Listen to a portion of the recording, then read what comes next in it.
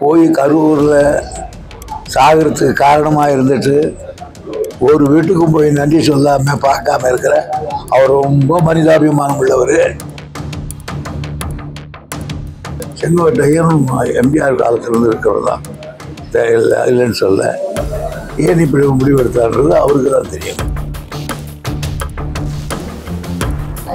அவர் எதாவது சொல்லுவார், நல்ல மனுஷன், அவன் சொல்லி கொடுக்குறாங்க சொல்லியிருக்காரு, அவ்வளோதான். தாவேகா தலைவர் விஜய் என்ன சொல்லியிருக்காருன்னா, உச்சபட்ச அதிகார மயக்கத்திலேயோ மனிதாபிமானம் இல்லாமலும் மாண்பும் இல்லாமலும் அரசியல் செய்கிறாரு. எங்களுக்கு சப்போர்ட் பண்ற மாதிரி சொல்லிட்டு சட்டசபையில் போய் ஆப்போசிட்டா பேசுறாரு. 41 பேர் போய் கரூரில் சாகிறதுக்கு காரணமாக இருந்துட்டு ஒரு வீட்டுக்கும் போய் நன்றி சொல்லாமல் பார்க்காம இருக்கிற அவர் ரொம்ப மனிதாபிமானம் உள்ளவர். நாங்கள் மனிதாபிமானம் இல்லாதவர். அவங்க சார் நீங்கள். அதே போல 2026 நாட்கள் எண்ணப்பட்டிருக்கு திமுகவுக்கு அப்படின்ட்டு நயினார் நாகேந்திரன் சொல்லியிருக்காரு சார். அவர் எதாவது சொல்லுவார், நல்ல மனுஷன், அவன் சொல்லி கொடுக்குறாங்க சொல்லியிருக்காரு, அவ்வளோதான்.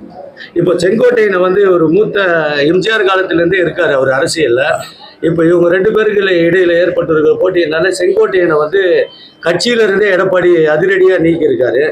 அது அவங்க கட்சி விவகாரம், அவங்க கட்சி விவகாரம்.